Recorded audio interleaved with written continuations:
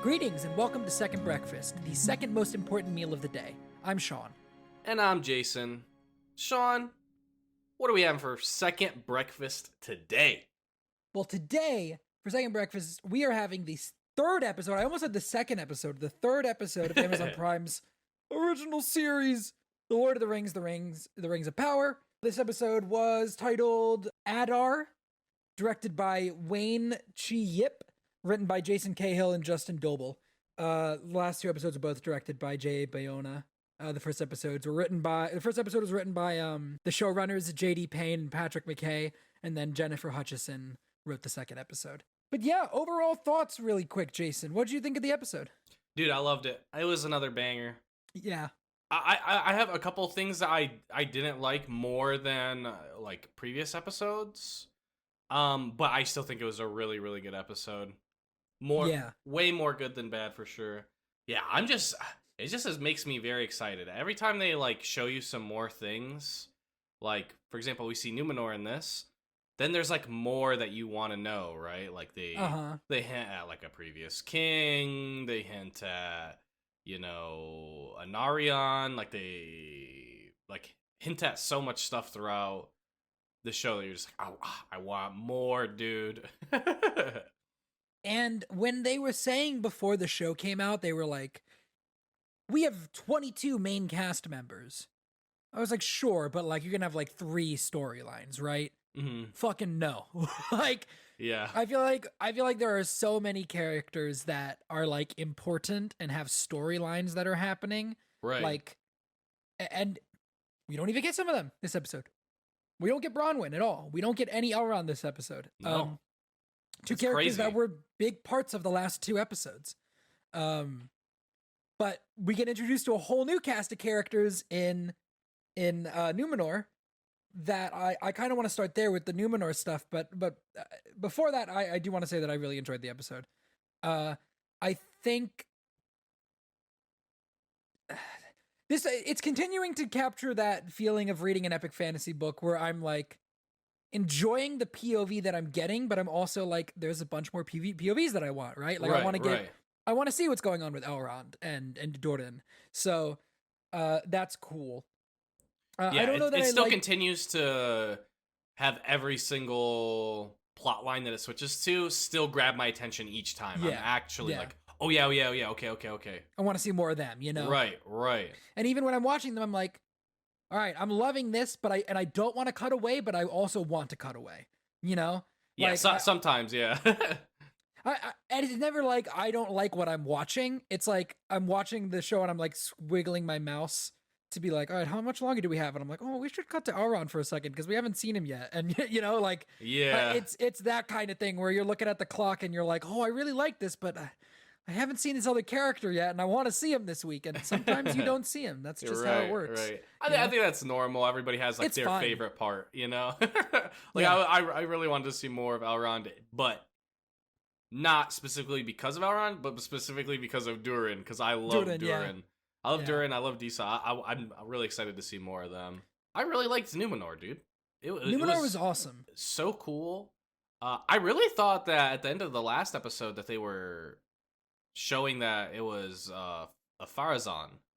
And the counselor guy that we saw in this episode. And it ends up being Elendil, who is so badass. Like I instantly believe like this actor was like perfectly picked, and the like just how he holds himself, like you 100% can see. It's like, oh yeah, I can see how eventually this dude's great-great-grandson or whatever would end up being like Aragorn, like a million times great, but like you can still see it. It's awesome. He looks great. He sounds great. I love his accent. Whenever he talks, I'm like his mesmerized. voice is very deep. The like timbre of his voice is awesome. Yeah, and his Elvish in it is crazy too. Yeah, he does really good with the Elvish. He only speaks a little bit of it in the episode, but it's a great moment, and it sounds really good. I really like the kid that plays Isildur. Yeah.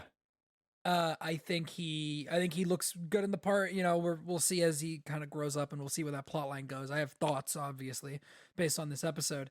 And I wanted to ask how you feel about it's Arian, I think. Arian? His daughter. Hmm.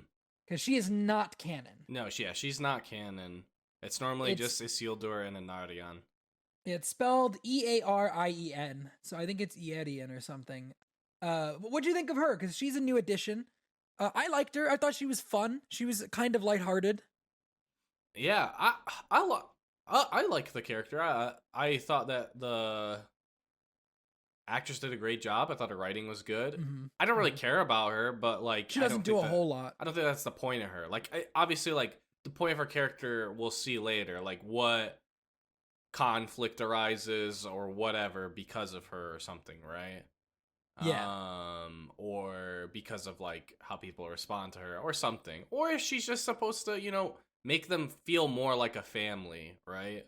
Which I definitely think that like that conversation, that's something that this show has been doing really well is kind of relationships between characters has been really good. Like you believe it, yeah. Every approach, I think the relationships between like Elrond and Galadriel as like friends, or between Bronwyn and Arondir as like maybe lovers, and even between Arondir and the rest of his crew.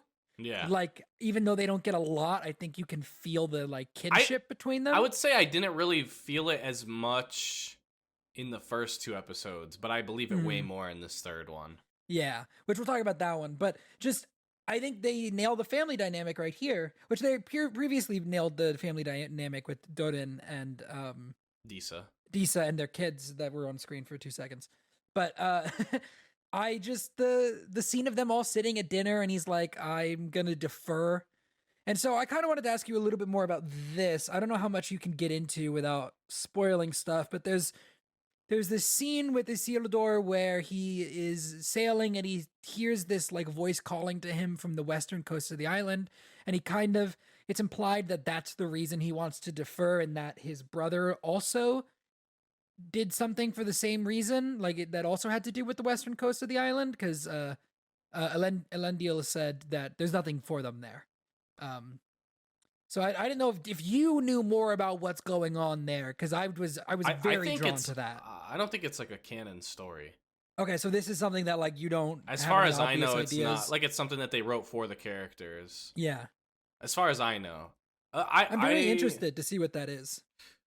I don't think that there is much about Isildur before he does what he ends up doing in the show. So they kind of have to give him a backstory. Like, yeah. The only thing that's really like mentioned of him is like, okay, so like he's born, and then once shit goes down, he does some stuff. And then like obviously he's in like the War of the Last Alliance and stuff. So he does some other stuff then, and obviously after the War of the Last Alliance and stuff, and so he gets jumped in the woods. right. Like, but he definitely does a lot. And I hope that and I think they will. But like, yeah, he's supposed to be actually like a pretty good king and like a good dude. Yeah. He seems like a good dude from this. I mean, when he saves that guy from getting knocked into the water, you know? Yeah. I thought that was a cool scene. I liked that. He jumped right into action there. I like literally have no idea as to what the like whispering or something could be.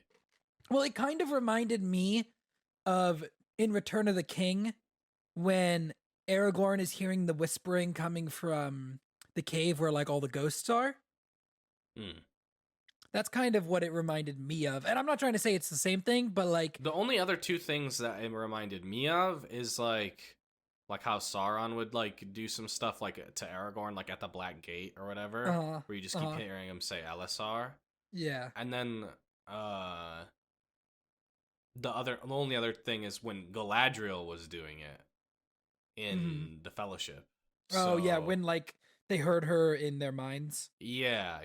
That's the only other time that I've really, and I can't think of anybody that would really even like have that power. And I think that power is kind of how they explain it is that she wouldn't be able to do that until she has Nenya. So like I don't know. And I definitely didn't get the idea. Like I don't know that that's supposed to be Galadriel. Like why would she know to like be like Isildur? You know, she hasn't met him yet. To be honest, I don't really like her in this episode. Like yeah. she's constantly wearing her emotion and her intentions Mm-hmm. on her sleeve, dude. Like, it's just on her face. Like, you can just tell immediately. It's kind of weird that, like, she only ever makes constant, like, black or white statements. And it makes Mm-hmm. her feel, like, really unlikable for me, Uh-huh. especially in this episode. Like, I was kind of fine with it, like, here and there, because it's like, I get that she's supposed to be, like, a general, right? And she's not, like, Yeah. the refined ruler that, like, she ends up becoming in, like, the Fellowship. But yeah, she's just always wearing her, like, emotions and intentions, like, on her face, like, all times. It just makes her feel really shallow and, like, kind of dumb sometimes, honestly. Like, but, like, I'm fine with it if it's in order for her to show character growth, right? Yeah, I think that's exactly what it is. I think Yeah. it's her to learn. I think her character arc is going to be learning to be a leader, because I think Yeah. they nail over and over again throughout the show that I like her more whenever she's having a personal moment with somebody and is like Exactly. opening And up. that's what I But was then going to say as well. whenever she tries to like take charge, I think so far in all 3 episodes she's fumbled every Yeah. single time. And even like in this episode, I mean, Halbrand kind of has to dig them out of a hole. Like she's Yeah. antagonizing And the Elendio. court, Yeah. you know. But even the scene at the court where At the they're court, like, yeah. where she's antagonizing everybody there, and Halbrand is like, "Yo, you know what? We'll chill here for a bit. You guys can like decide what you want to do." But he has to like kind of step in and like he tries to start off. He tries to talk to them kind of human to human, and she's like, "No, I'm an elf. I'm a badass. I'm the fucking scourge of the orcs," as Isildur says later on. Like, I'm gonna demand things of them, and I Mhm. think this show is like her arc is kind of gonna be her learning like to be a being a leader is more than like being somebody that makes demands. You know? Yeah. Well, and that's what's like so weird is like it's the idea that she's been a general for hundreds of years at this point. And like Mm-hmm. I don't know, dude. Like she's literally born before the first age, right? Yeah.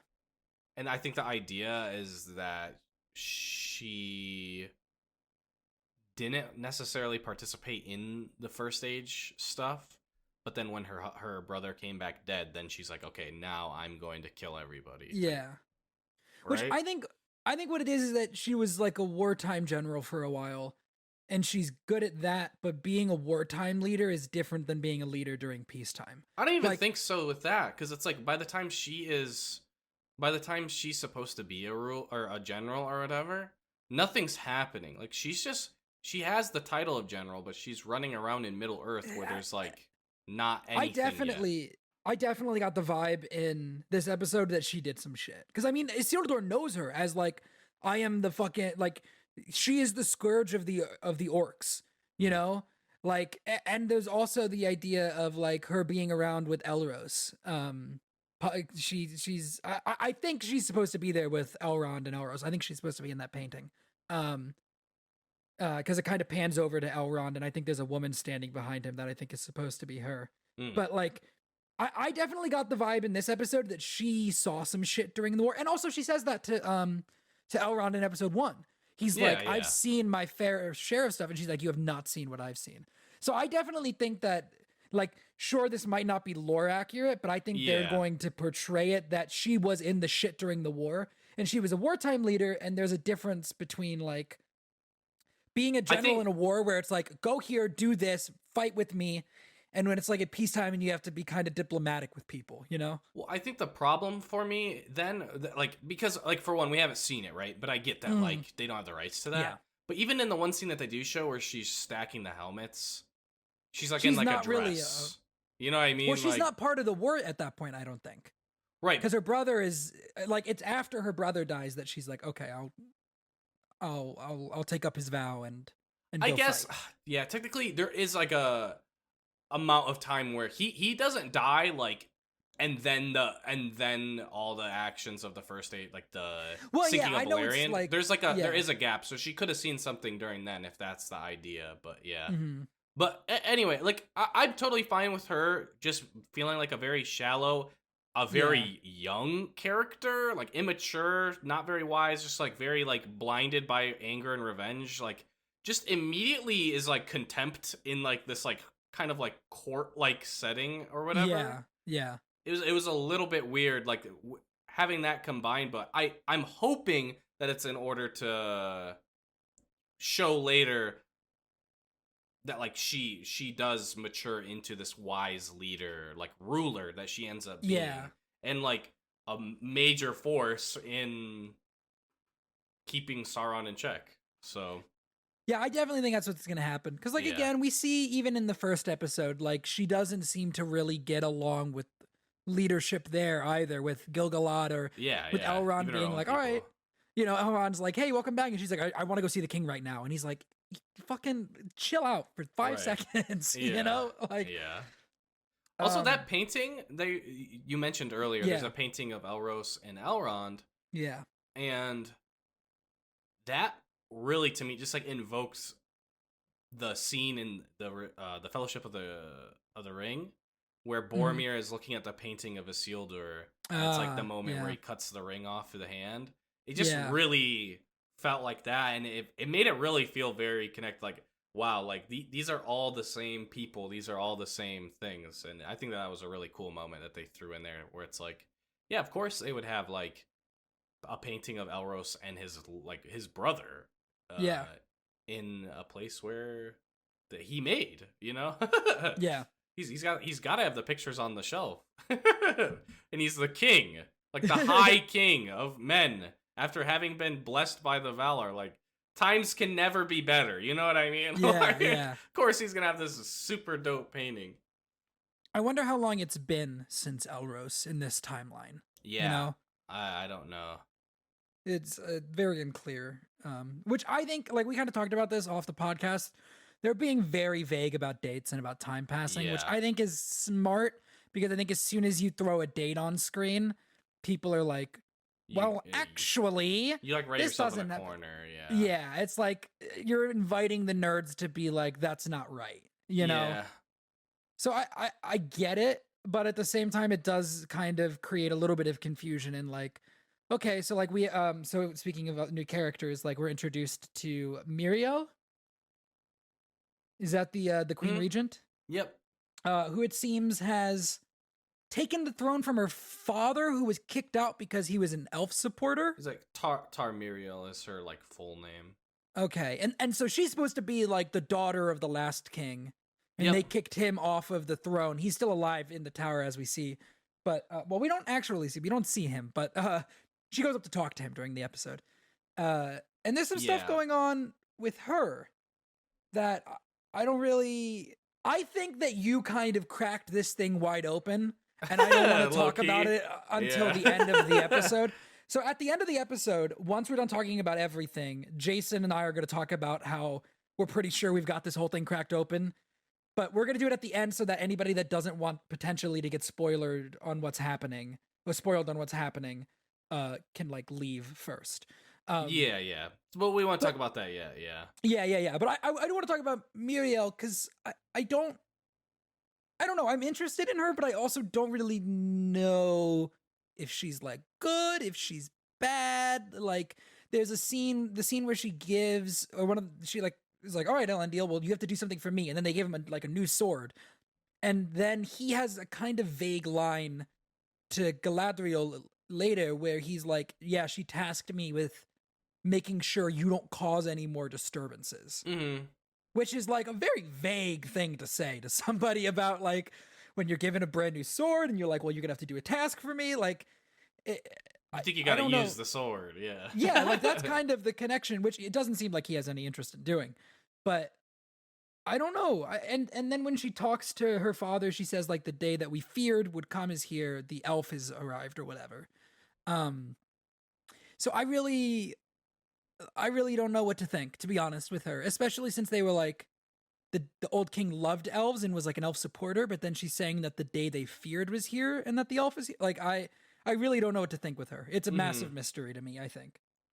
Yeah. I mean, so like, I wasn't super, like, I've read up on this like a lot, like years ago, because it was just like something that I just really dove into, because there is a lot of lore with Numenor and stuff.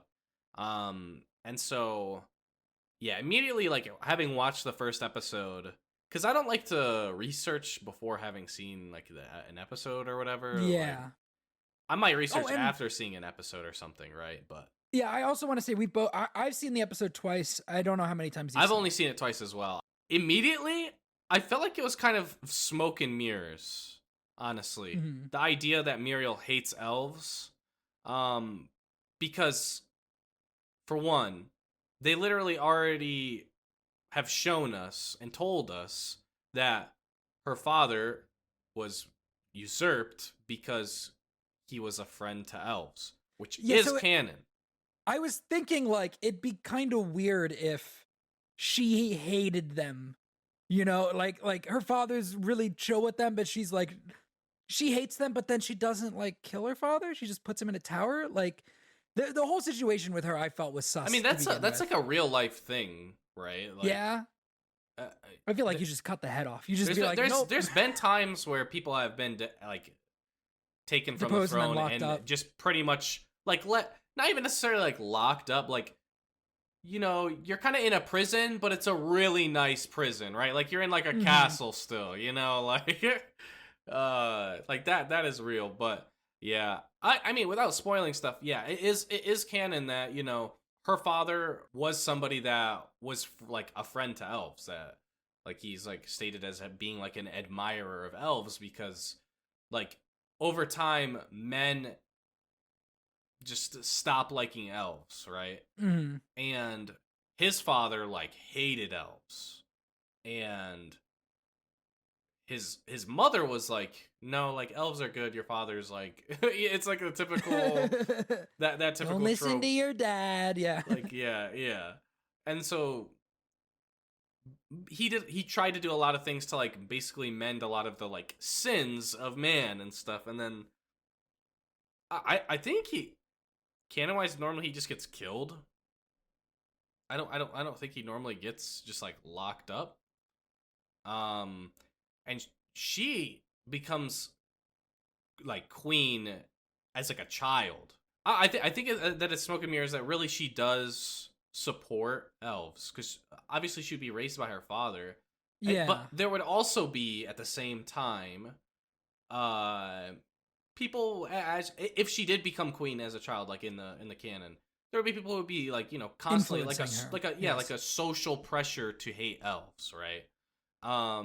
Or even like an advisor that maybe is whispering in your ear, you know, and telling you to do something. I'm instantly sus of Farazan. I'll be real with you. Yeah, like, well, I don't. Farazan is her cousin, so is he also her advisor? Because he's like right there. Like he's her cousin.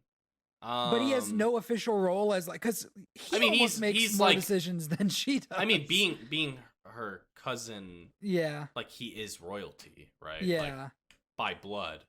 I don't want to spoil anything. No, I just got bad vibes from him. Is all. He's definitely sus, and I like it. You know. Yeah. Whenever I see like in fantasy, there's like a ruler, and then there's somebody else who's speaking like on behalf of the ruler. I'm like, I don't know about you. Yeah, I'm like, you already know.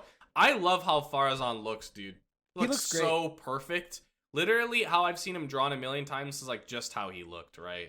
Mm-hmm. I feel like maybe he's like a little short, and that's pretty much it. But I'm fine with him looking a little bit short if he like visually otherwise looks just like him. Like it looks great. I want to talk about the Hololore stuff, because first of all, they go to the Hololore. That's Elendil and Galadriel.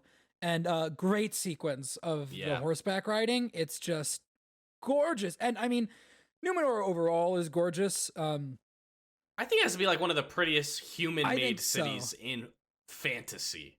I think it might be the best visuals in the show so far. Like when it's panning out from the harbor and you just see how big it is. Yeah. Like it's massive. It's a paradise. It's like this huge stone, like very clean looking, but then they also have like all the greenery in there, all the trees and stuff. It looks very alive. It's not like barren, and it looks great. So they go there, and this is where we are like introduced to the plot of the season pretty much. If you were paying attention beforehand, I think you could have picked up on it. I don't know that Jason and I mentioned it on the podcast. I honestly can't remember. Outright. Yeah, I don't but know. I know, like, privately talking, we've been I've like, talked about it so much. It's like hard to remember what I said on podcast and what I didn't. Jason and I definitely were like, this is probably what the plot of the season is. And then it's revealed. They find this parchment that's like a note from like a spy that got captured or something, and they drew the Eye of Sauron, the symbol, to like remember where the tower they were being held in was. And then Galadriel, and this is the part that I wasn't sure if is canon or not, because like the Southlands, I don't know if that's canon or not, or if that's, I think we've said that's something they added for the show. The Southlands, like as a name? As like being like something that then became Mordor. The Southlands are like pretty much anything Gondor and South. Yeah, but they put the Eye of Sauron against the map and it just lines up. Like, I don't know if that is that something from the books as well, that that the Eye of Sauron forms Mordor? No, not really. If you put it against it's more of like a sea. Okay, yeah. Like, but I don't know, not really. Not like a sea, as in like I'm trying to describe it more like a bracket. Like the actual mountains are more like a bracket than like an eye. Yeah. You could say that it's like, you know, Mount Doom is right there, but it really isn't. You know, like it's very close to the other mountains. Mm-hmm. Yeah, I thought it was really clever. I liked it. But yeah, I thought it was cool. I was like, I wasn't sure if people were going to be like, that's not factual. Right. Like, you know, giving the Eye of Sauron another meaning I could see that riling some people's feathers. Yeah. But well, I like that they, you know, everybody knows, everyone that's watching this, that's seen the movies at the very least, is going to know, you know, the Eye of Sauron. Yeah. Like, it's very memorable, right? Yeah. Yeah. And so when you see it, you're like, oh yeah, Eye of Sauron, like it's just like a symbol or whatever. And then they're like, no, it means more than that. Yeah. Yeah. Which I thought was cool. Yeah. And the plan is to convert the Southlands into I mean, they say like a land of our own or whatever, to Mordor, to turn it into Mordor. Yeah, to turn it into a place where evil can thrive. Yeah. Which is, I mean, that's kind of what Jason and I thought the plot of the show was going to be, you know? Because like we've got this place, the Southlands, that, at least the plot of the first season, I think it's like, it's a really high stakes introduction, you know? Especially like,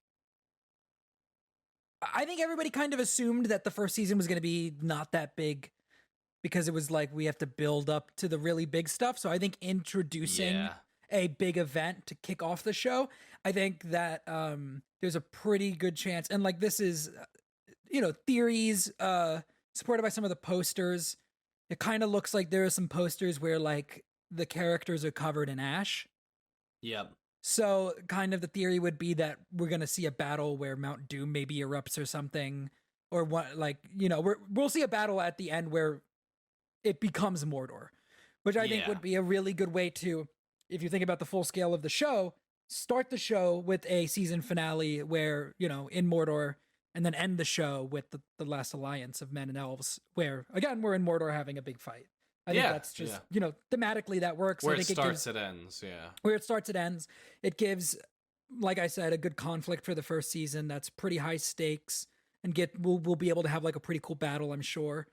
Yeah, I like this as a plot line. I'm excited to see where it goes. Which I think I kind of know where it's going to go, but I'm excited to see it play out, I guess, is the better. I really like how they revealed it as well. It definitely gave you that sense of foreboding where she's like, oh, how am I blind? Like, and then he's like, what do you mean? And then, you know, reading the Black Speech and everything. It's super cool. Halbrand in this episode is doing stuff. Yeah, he's being pretty suspect.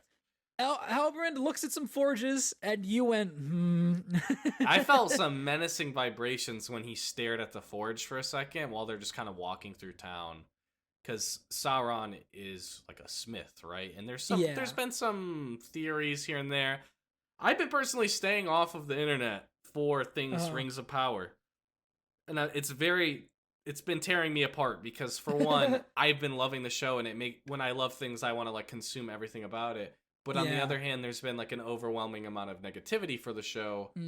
A lot of times where I feel like it's pretty unjust, and I just don't want to like have that ruin the show. You know, like I'll go back after the first season or whatever, and then go and see back what people and look. were saying. But while I'm enjoying it, while we're doing the podcast, like I'm in my own little bubble, dude. I'm in my own little shire right now, dude. I'm having a good time, and but I have heard the theory through Sean that some people think that Halbrand couldn't be Sauron.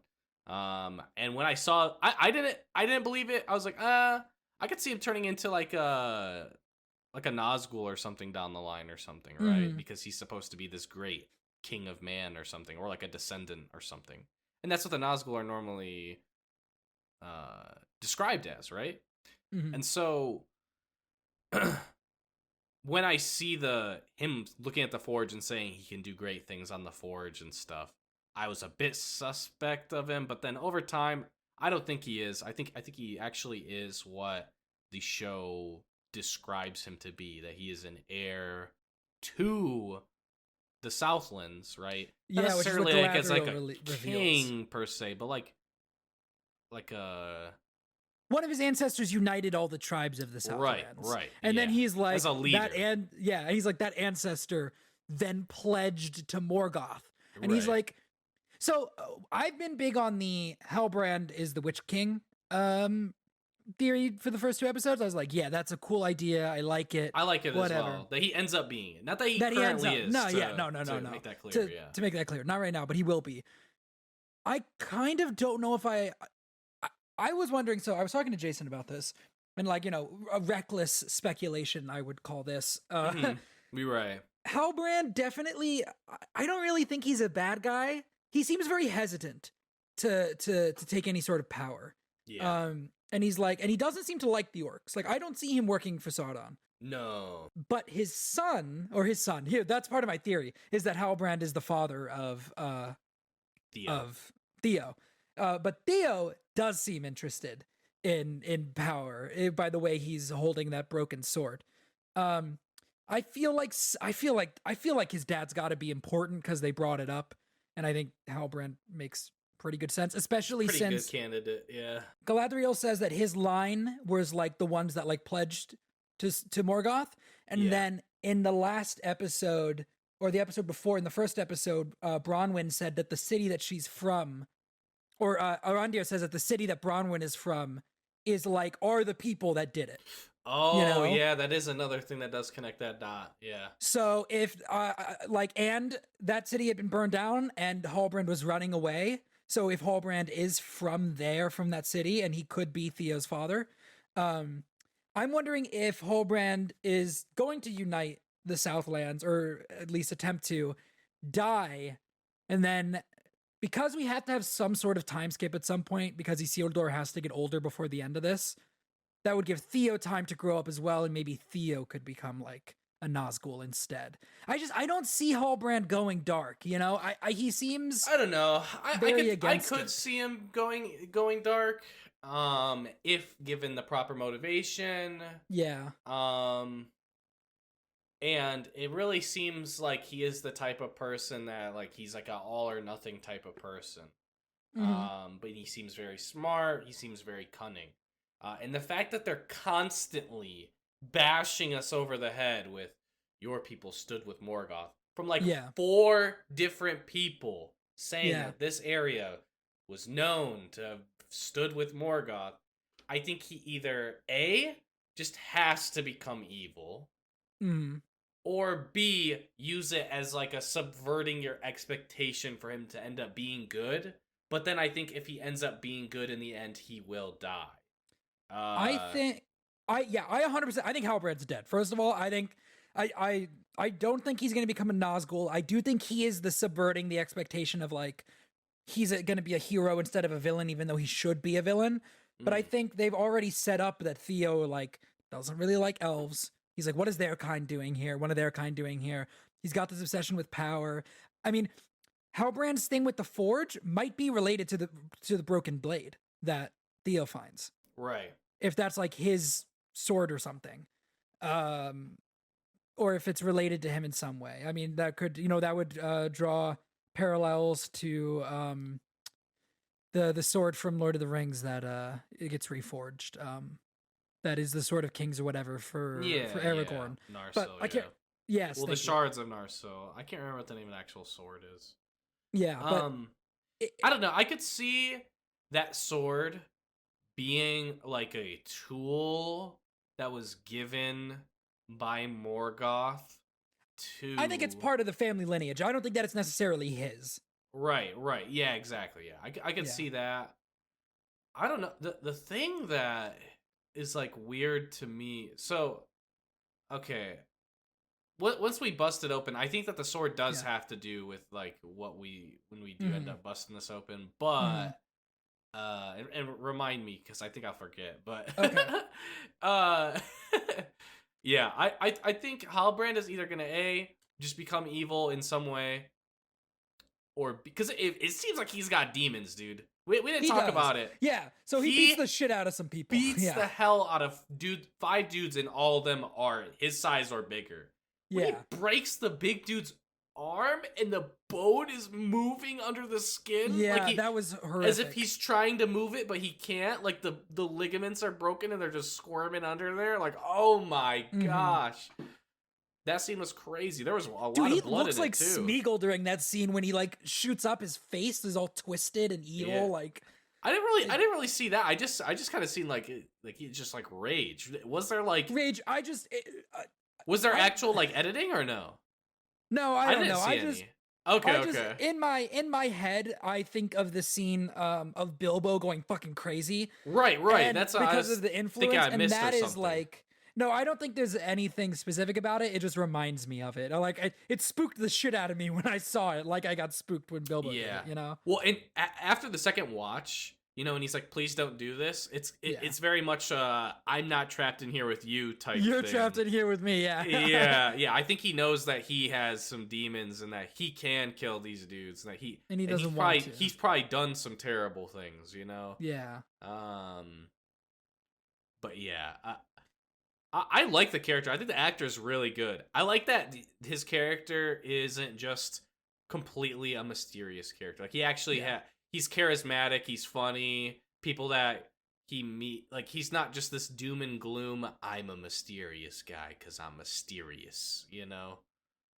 I also think it's a good reversal of the Aragorn like. And I've heard that like the Aragorn reluctant king trope isn't in the books. That's something that Peter Jackson did in movies. Yeah, it's not. Yeah. But like this is like a reversal of that, where he's not the reluctant hero. He's like the reluctant villain almost. He's like, I don't want to be a villain, but that is what's destined for me. That's how it feels, kind of. Yeah. Yeah. Whereas, at least that's how he feels. Whereas Aragorn was like destined to be king, and in the movies, at least, he's kind of like reluctant to do that. So I think that's a cool reversal there. I really like Halbrand, especially after we kind of find out his lineage that we kind of suspected going into this episode. I really like the speech that Galadriel gives him as well, and that's when I feel like she's the most Galadriel in this episode. She does personal moments really well. It's when she's trying to do anything like authoritative that is when she's trying to seem hard. I don't believe it. Like the one other thing I wanted to bring up is Halbrand there's a great shot where Halbrand is like got his arm around some dude, and you see him like pickpocket him. He like takes this symbol off of his sigil, guild crest off of his shoulder, and then you see him walk away with it. And I bring that up because that looked great. Like, it's not a thing where like you see his arm do some weird stuff and then like later it cuts and it's like, oh, he has it. It's like you see him take it and walk away with it. And I bring it up because earlier in the episode they do something similar but not as well, where when he gets Galadriel's like dagger like back from Elendil, you see him reach in. You definitely like his hand is doing the thing that it should be doing to hold the dagger in it. But like he's moving it enough that you can tell it's not there. But then in the next shot, it is there. And you can see that he is holding it in his hand while they're walking away. So I think like pretty good, but not as good as the first attempt. The first one. Or not like the idea that he's a thief and like a pickpocket. And like he probably stole the gold that he bought all the rounds with. And also that's what I thought as well. I have never seen clams in my entire life and went, oh, that looks like a pretty good clam. Except here. like looked the pretty meat good. or whatever that he was like pulling out of it. That was like that looked good. I was like, oh, I wanna know what that tastes like. So let's move on to the Harfoots. The Harfoots were like another transitionary. This was like a transitionary episode for them, kind of like last episode was for Galadriel, where like some stuff happens, but really what it comes down to is the Harfoots learn about the stranger, and they punish Nori and the Brandyfoots for it by kind of getting into some like a darker side to the Harfoots that I really appreciate, where they're like, you can come on the migration with us. And we also learned that people get left behind during the migration. In some ways, some ways, like whether they die while they're being while they're moving, or if they just can't keep up. Right. And the Brandyfoots, like the dad's ankle is broken, like we saw last episode, and it's very much like a westward expansion, like Wagons West type of vibe if you're from America. You know, like it's dark, man. Like, well, and they don't tell you in the first 2 episodes that this festival is what it is, right? Yeah, like, no. Oh, we're gonna have this festival and then we're gonna migrate, right? Like they have said that. That before. festival was shot beautifully, by the way. I can't remember what the name of it is, but the fake out at the beginning too. Yeah. Where it transitions and you think it's going back to like the orcs or something. Yeah, and it really is like these Harfoots having. Yeah, because you have all of the. I can't think of the proper word. Like the masks and stuff, the costumes. Well, I'm talking about like the scene before where it's all the dread. Oh yeah, and then it's just like, learned that the eye isn't really just the eye, and then the like deep men's choir that comes through, and you see these slow-mo like masked figures, but then you realize, oh, it's the Harfoots, but it still makes it creepy. It gives them a creepy edge, honestly. They kind of do the same thing in episode 1 too. Is like, because the first scene is like this really big thing where they're in Sauron's like fortress or whatever, and then it just cuts to these Harfoots in the field, and it's it's very good.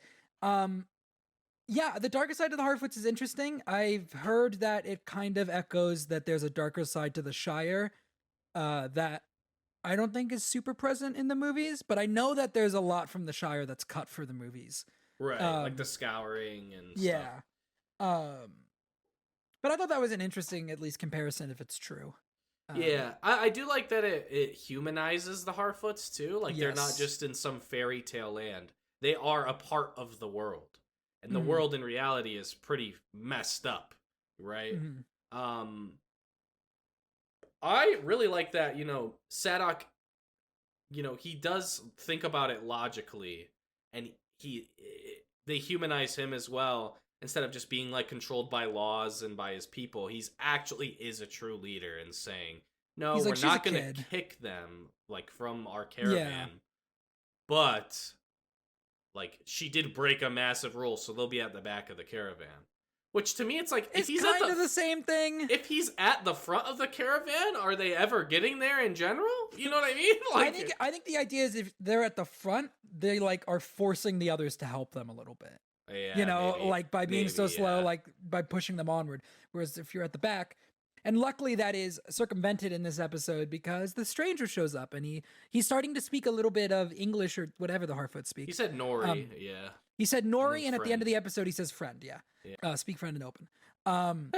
And he joins them. Nori's like, this is how we keep up. He helps us, and he helps them push the wagon, and the camera pans away as they're pushing the wagon, and I go, all right, it's fucking Gandalf, isn't it? Like, the shot of him pushing the wagon from behind in his gray cloak, like, bent over with the hair, I'm like, that's fucking Gandalf. You know? Like, so, it's not confirmed yet, but how do you feel about it probably being Gandalf? If at episode 1... there was like a betting service and they're like, who is the mysterious man, right? If you bet Gandalf that, then you probably would be getting a pretty good payout. I feel like a lot of people didn't think it was Gandalf. Yeah. In the first episode. I didn't. Yeah. Now the odds have flipped, dude. Yeah. If you're saying it's anybody but Gandalf, you're probably got pretty good like payout odds, right? Like yeah. But you're not gonna get paid out. No, I don't think you're getting paid out. One thing I did want to mention that I feel like I haven't mentioned enough, dude. I can't stress enough how much I love Poppy.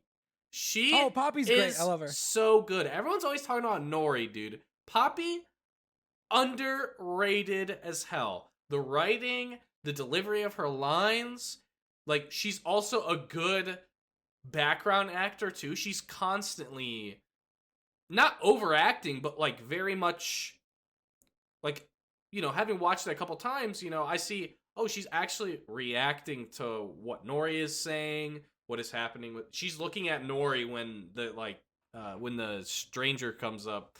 I don't know. I just want to give some love to the actress for Poppy because she is so good. The writing for her character is also really good, but then also how she delivers it is great too. And like we said before with like other relationships and stuff, the Poppy Nori one, their friendship is just super believable. It is so good. Yeah, a lot of people have been talking about Nori a lot ever since that cast photo shoot came out too. I don't know if you saw that. No, I keep away from everything. Yes, yeah, no. Nori's actress, kind of a baddie. That's all. Older than you would expect. It kind of freaked me the fuck out. I was like, she looks like a child. She's like 22. Yeah, this kind of make me uncomfortable right now. It does. She's 22? She's 22. Okay. She's 22. Kind of a baddie. It kind of freaked me the fuck out. When she's I didn't like it. Being shrunk. Yeah. And they shot this a couple years ago as well, so like, you know, maybe she looked a little younger then as well. Right. But everybody online I saw after the cast, but also Gil-galad fucking looking dripped out in the photo shoot, by the way. They have like the whole cast there. Elrond nice. Looks I'll have to very check that weird. Elrond looks very weird with a beard, but the whole cast is there. Gil-galad is dripped out, and everybody was like, "Is that Nori's actress? Oh no!" You already know he's definitely growing out the beard because the second they go back for shooting more, he's got to be clean shaven every day. Yeah. But yeah, I look, if it's Gandalf, it's Gandalf. I'm kind of against it, but also, I mean, if they've got the good story, they got the good story. So I will. I trust them so far, right? Yeah. If they fuck up Gandalf, it's gonna be boy, it's awful. Nuclear. Like, yeah, it can drag down the show like a whole like letter grading for me if Gandalf is in this and bad. Yeah, because then I'll give them the benefit of the doubt. Because if you pull it off, then I'm okay with it. Mm-hmm. But if it's bad, then it like goes down 10 points for me. So I don't know that any other storyline has the possibility of dragging the show down as hard as if they force Gandalf into this and it's bad. Yeah. For me at least. So I'll resist until then. But you want to talk about Arondir? Yeah, dude, let's get into it. I hope you guys liked the elves because first of all, they're back. His elf homeboys are back. I hope you didn't like them too much because they are dead. Every single one of them. Except for him. Except for him, he lives.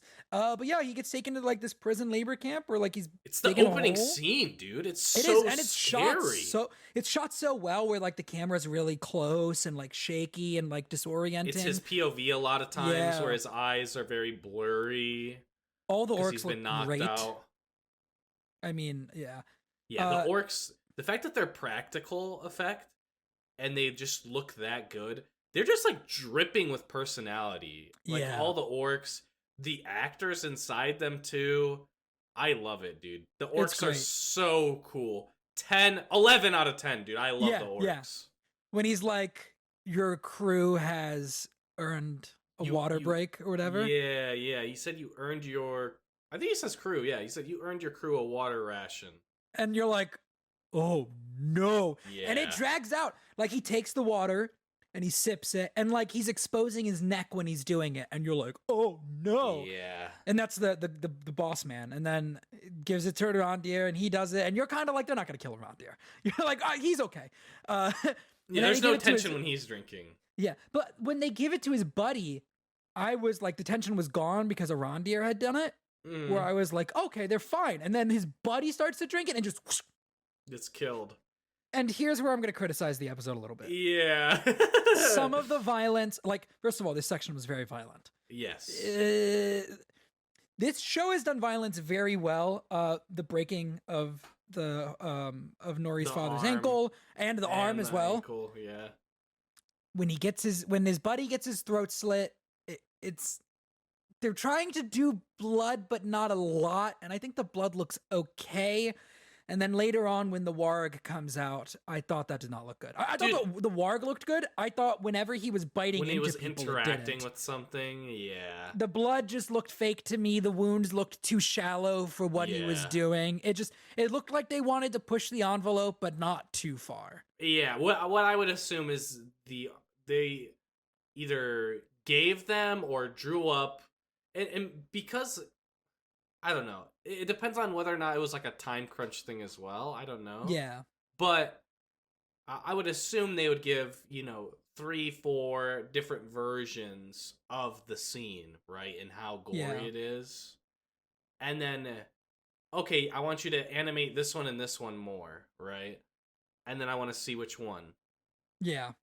And I think it kind of just maybe ended up being, okay, we can animate this one and then add stuff more to it later if they want to push the envelope on it. And I just think maybe they wanted to hold off on like going really crazy with it if there's going to be some more really crazy stuff later in the season. Yeah. Something. Like they didn't want to blow their load in a orc pit. Yeah.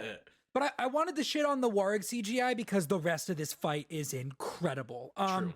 Dude, when the orcs are coming out and like the leader of the elves, the watch warden, like runs up and he does like a fucking flip through the air and whips his chain at that one dude. And they start like using their chains to fight was, first of all, that was awesome. It's such an elvish thing too. Yeah, like they're doing really cool, like very dramatic flips and like maneuvers. And then it's badass when like they all line their chains up together and they're like bang, like they're hitting it in sequence. So like 1, 2, 3, 4, 1, 2, 3, 4. Like just very satisfying. Arondir collapsing the cover is cool. Smart. And I think my favorite shot in the fight is when they pull Arondir back after he's got the warg tied up, and he lets them pull him back and kind of jumps into it, does a flip in midair, like while breaking off like a branch from the tree, and then stabbing the orc in the neck. Yeah, I think his name is Magrot or something like that. That was I think my favorite shot in the fight was just him kind of leaning into the pull and using their own like strength against them almost. Yeah. It was a very fluid maneuver. Although saying that, I did forget to mention the tree thing. I thought that was also a powerful moment where we kind of saw like they were like, cut down the tree that's in the way, and the elves were like, that's not right. And Arondir kind of steps up to the respect they have for the tree, because the tree's old. He shows the tree before he starts to cut it down is very that too. I love Arondir. He's one of my favorite characters on the show. Yes, I love it. Well, what's funny is, like, whenever I write his name in my notes, I always put an O at the beginning of his name. I just forget there's an A. It's like Arondir, right? Like, Arondir. I don't know. Arondir. Yeah. It's funny, but yeah, no, he's awesome. I have no idea how he lives. Like, I think he's dead, dude. There is no way he lives. I don't think he's dead because I don't think they're gonna kill the only black elf. Which I could see that. I wish there were more black elves because it makes me feel like he has plot armor. Yeah. You get what I'm saying? Yeah, like, in a meta way, definitely. I really don't know that they're gonna kill. If they start introducing more, I'll be like, okay, cool. Now we've got like, we're not. It's not gonna look kind of bad if we introduce a black elf only to kill him and then have none. Yeah. Like that's. But I don't know how he lives either. Like he's in such a situation where I don't think he should live realistically, but also it's a fantasy show, so I guess it doesn't really fucking matter what's it's realistic. Already kind of contrived at this point that he's the only one to not have died, and then they spare him to bring him to the leader for some reason. I can get the respect thing because he kind of does the most, so like maybe he'll end up getting a little bit of, because so they're like, all right, bring out Adar, like let's show him to our boss Adar. um, which the Watch Warden believes Adar is Sauron. Yeah. The Watch Warden, that is what he believes. And Adar walks out. We don't really get a great look at his face. Incredibly blurred. Very blurred. We kind of were sitting there the first time we watched it with a pause, like, I think he's this. He looks like we that. Just kept like freeze framing it. Yeah. For like 5 minutes. We were like, and I've settled on I think he's an elf. From that shot. And I mean, I could see him being like a fairer orc. Yeah, that's kind of what we were stuck between, was whether he was an elf or like a attractive orc. Yeah. So I will give one last kind of harebrained theory for Adar, and then we're gonna send everybody that doesn't want the end of this show spoiled for them, because we've cracked Adar completely open. We know exactly what's happening. So my harebrained theory is that the stranger is not Gandalf. The stranger is one of the blue wizards, and Adar is the other blue wizard, and that he's gone evil like Saruman, and he's kind of, he's not Sauron, because we're not going to blow the Sauron load this early. It gives us a villain for season 1. It would be weird for the blue wizard to come alone, which is why I think that's a knock against the stranger being a blue wizard, is that him coming alone would be weird. But if they're both here and one of them is evil, I think that would be interesting. Yeah. So that's my harebrained theory that I don't think is true, because I think we've knocked this thing wide open, is that Adar is one of the blue wizards, the stranger is the other, and he is the villain for the first season, and we have not yet seen Sauron. So that's my theory on Adar.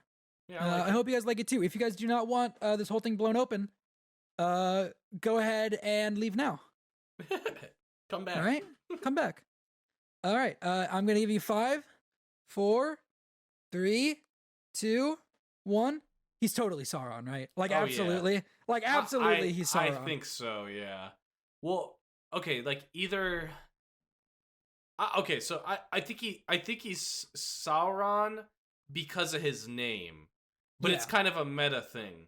Yeah. So the entire planet of Middle Earth and everything, like combining it with Valinor and all that stuff, because Valinor is a continent. Yeah.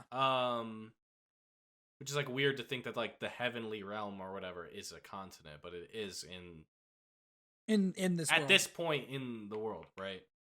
And the planet's name is Arda.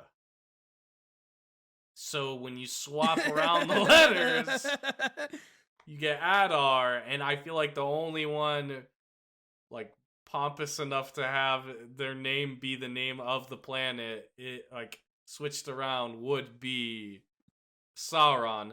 I could also see it being more of like a meta thing with like the show creators. They're like, oh, what if we do this as like a red herring or something? Like I could see that. Like if he's just kind of like the mini boss before we get to Sauron, right? But the fact that the orcs kind of like worship him and stuff, like it seems like that. And then it was we were struggling to like figure out what Adar looked like. Yeah. And then I was like, oh wait, I've seen Adar. And I looked it up, and I remembered that when the first couple like tracks for the show were released, it was like the Galadriel's theme, it was another theme, and then it was the Sauron theme. And each theme had a different poster with the character corresponding with the theme. And the Sauron theme had a poster of Adar from like the side. So that's where I got like a better look at him. And then Jason I had never seen this picture. I'd never seen this picture before. I looked at it, and I looked at his arm, and I was like, huh. It looks like something kind of suspicious on his armor. And then when you zoom in, you see a symbol that is the exact same symbol that Tarmiriel has on her crown, on her earrings. And then underneath like is like, there's like the symbol of like the sun, which is like very much a Numenor thing too, right? So like, I think that either like Sauron's kind of already kind of corrupted like, okay, so there's like two angles that and I didn't tell you the other angle that I thought of maybe. Okay. But like that is like completely lore changing. Like it would be really really weird. But like his armor has the same symbols as the the queen of Numenor. Yeah. So either he already has his tendrils all up in there, or this dude is a corrupted Numenorian. Which could also be the case. So he could not. It could be that he's not Sauron and he's instead Right. from Numenor and He is could corrupted. be a corrupted Numenorian. But yeah, dude, the fact that the symbols are the exact same, it's just like he has to be either Sauron or like a corrupted Numenorian. I mean, the corrupted Numenor idea is good though because like, I mean, he could be like the first Nazgul then. Right, and well, the armor he has on his glove is very much Nazgul very much like feeling, but it's also in the same vein very Sauron looking as well. His sword is kind of Nazgul looking. Yeah, it kind of looks like that as well.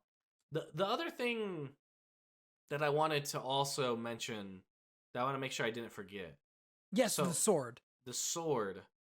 I think the sword, it being I think it's a relic of Morgoth, right? And it's not like just a sword. I think it's a key. And I think it's the key that unlocks the device that creates Mount Doom.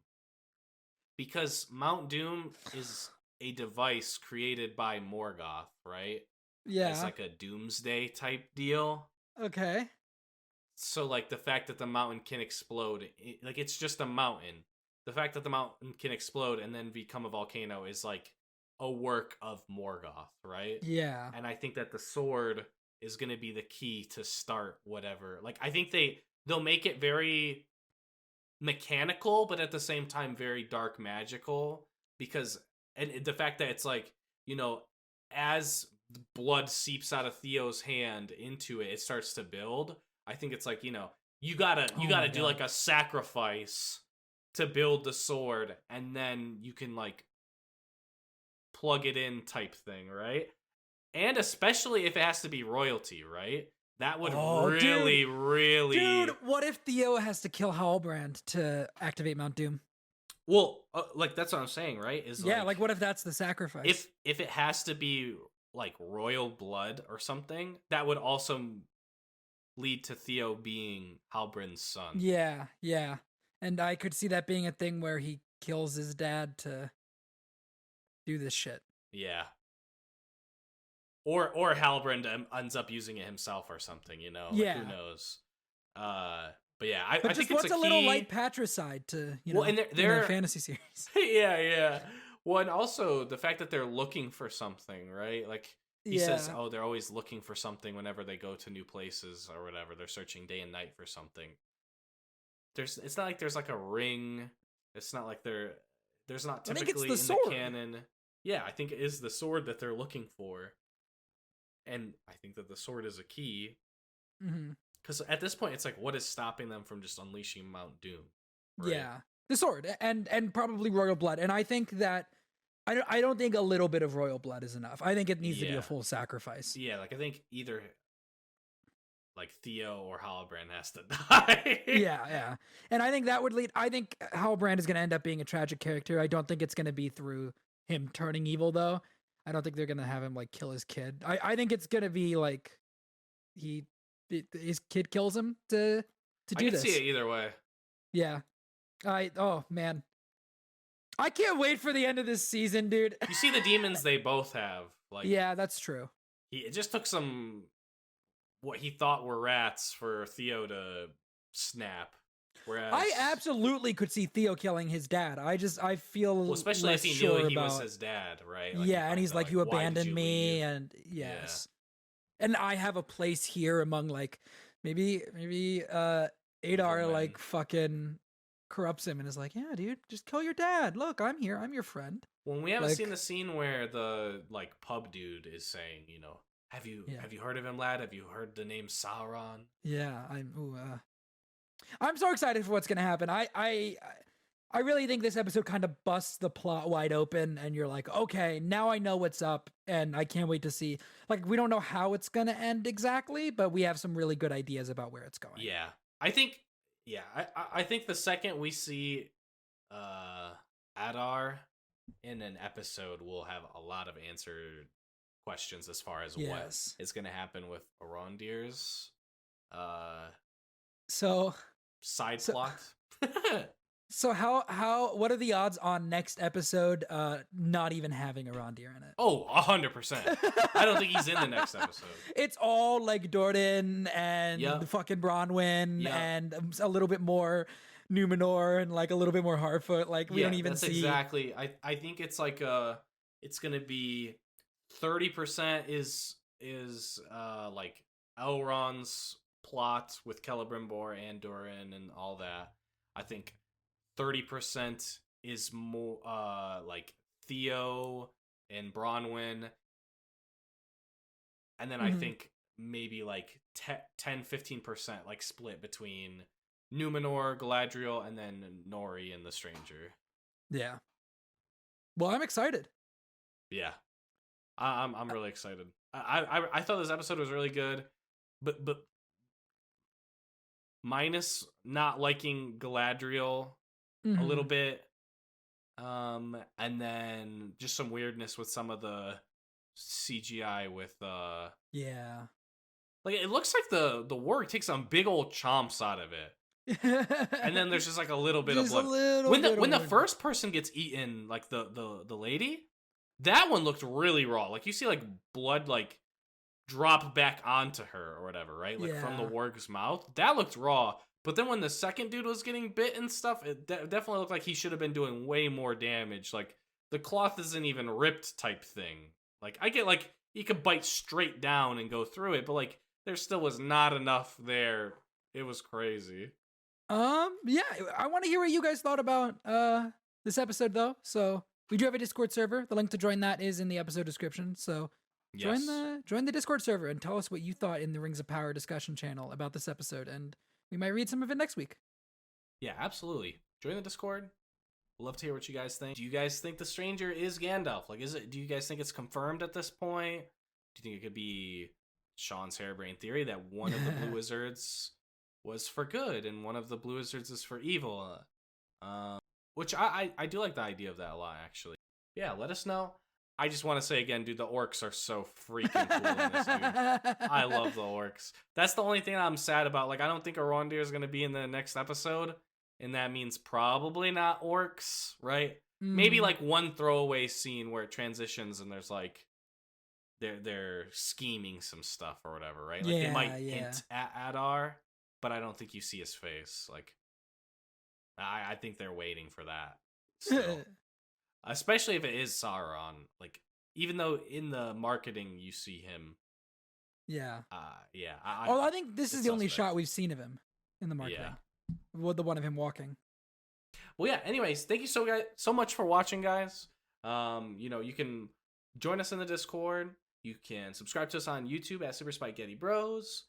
Same thing on Twitch and on Twitter. We have SpikeGhetti Bros. Also, check us out on Patreon, Super SpikeGhetti Bros. We have a bunch of other podcasts on there, as well as some other content we're working on. Yeah, thank you so much. Yeah, you guys follow me on Twitter. I'm at Sean_AFK. I want you guys all to go follow, first of all, Alex on Twitter, because they made our fucking juiced as hell cover art at Alex_BigBoy. Speaking of juice people, also go follow Fabio and Jesse, who made our intro music, which is incredible. I think there's a little revision to it this week. I actually haven't had a chance to listen to it yet, but Fabio did send us an updated version of it. I've been extremely busy. But follow Fabio on Twitter at Fabio the Iguana. Follow both of them on Twitter on their shared account at MVM Studio. And you can go to their website, which is meadowvistamedia.com. The links for everything are in the description. So just go down there and check all those out. Thank you again for listening all the way to the end. Have a great 11Zs and luncheon. And we'll see you next week for Second Breakfast.